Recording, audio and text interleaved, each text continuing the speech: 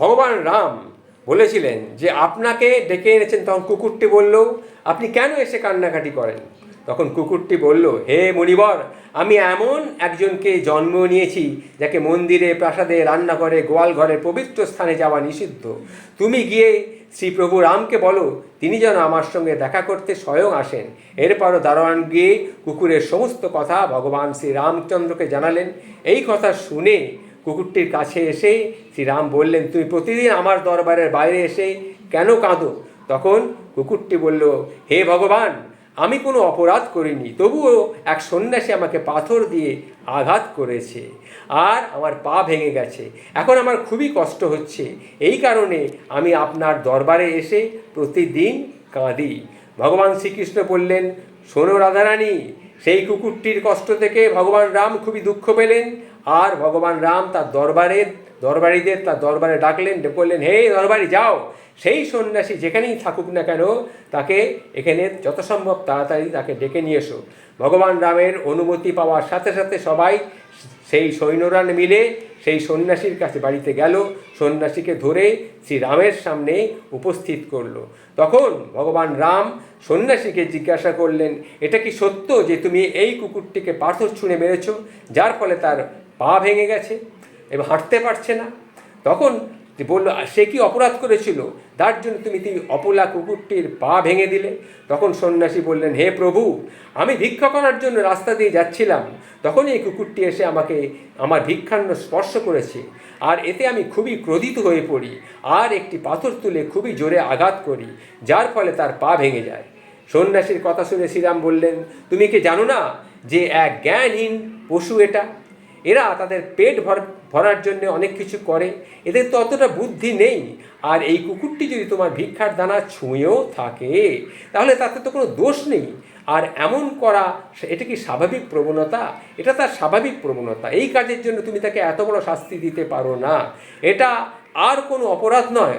অপরাধ করেছো তুমি সন্ন্যাসী হয়ে কুকুরের পা ভেঙে দিয়েছ, তাই তুমি অপরাধী। এরপর আবার শ্রীকৃষ্ণ বললেন, শোনো প্রিয়া রাধারানী।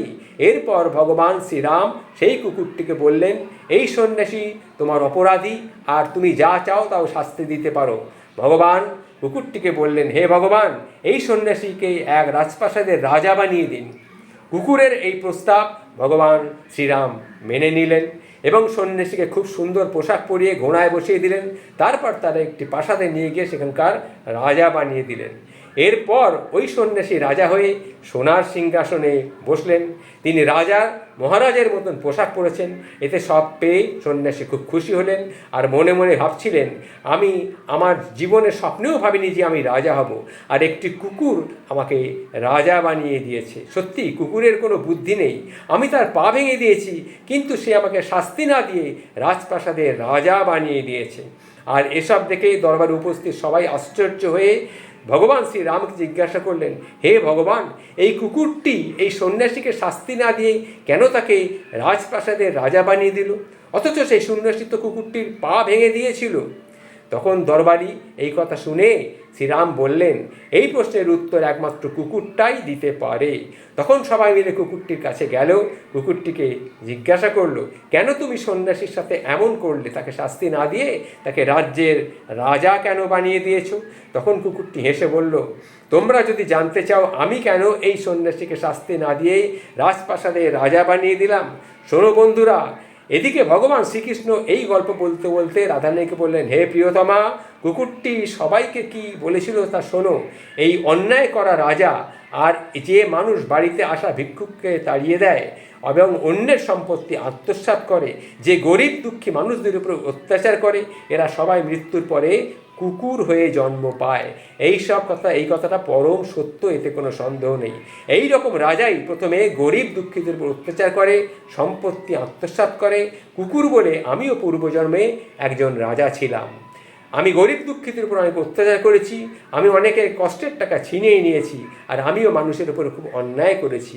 আমি নিঃস্ব হতদরিদ্র মানুষদের জায়গা জমি দখল করেছি, নিজের থেকে ছোট মানুষদের উপর অত্যাচার করেছি, নির্যাতন করেছি, যার ফলে আমি জন্মে জন্মে কুকুর হয়ে জন্ম পেয়েছি, এখন আমি আমার পাপের ফল ভোগ করছি, আর তাই আমি সন্ন্যাসীকে রাজা বানিয়েছি যাতে সেও পরবর্তী জন্মে একটু কুকুর হিসাবে জীবন লাভ করতে পারে।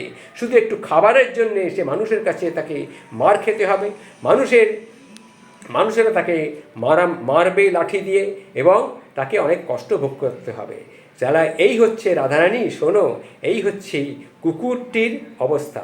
সেই রকম মানুষ যারা অন্যের পাপ ধুয়ে দেয় কিন্তু নিজের পাপের কথা সে ভাবে না, সেটা হচ্ছে গঙ্গা। গঙ্গা স্নান করলে তাহলে কি পাপ নষ্ট হয়? তখন শ্রীকৃষ্ণ আরও বলেছিলেন যে গঙ্গা কেবল সমস্ত মানুষদের সেই পাপ ধুয়ে যায় যা অজান্তে সংঘটিত হয়, কিন্তু জেনে শুনে করা পাপ কখনো ধুয়ে যায় না, এবং গঙ্গা স্নান করলেও সেই ব্যক্তি শুদ্ধ হয় না। তার মনটা, শরীর শুদ্ধ হয় কিন্তু মন শুদ্ধ হয় না। যারা খারাপ কাজ করে, অসহায় মানুষদের নির্যাতন করে, অন্যের মা বোনেদের প্রতি কুদৃষ্টি রাখে, তাদের গঙ্গা স্নান করেও কিছুই হয় না। সুতরাং আমি সমস্ত আমার বন্ধুদের অনুরোধ করব, এই যে গল্পটি আমি বললাম, সমস্ত বন্ধুদের অনুরোধ করব আজ শুভ জন্মাষ্টমীর দিনে এই যে ঘটনাটি সবাই স্মরণে রাখবেন, এবং যদি পারেন, যদি ঘটনাটি সত্যি ভালো বলে মনে হয় সবার কাছে শেয়ার করে জানিয়ে দেবেন। প্রণাম শ্রী শ্রী ঠাকুর শ্রীকৃষ্ণ। জয় শ্রীকৃষ্ণ, জয় শ্রীকৃষ্ণ। জয় রাধে রাধে রাধে, জয় রাধে কৃষ্ণ। প্রণাম ঠাকুর, প্রণাম।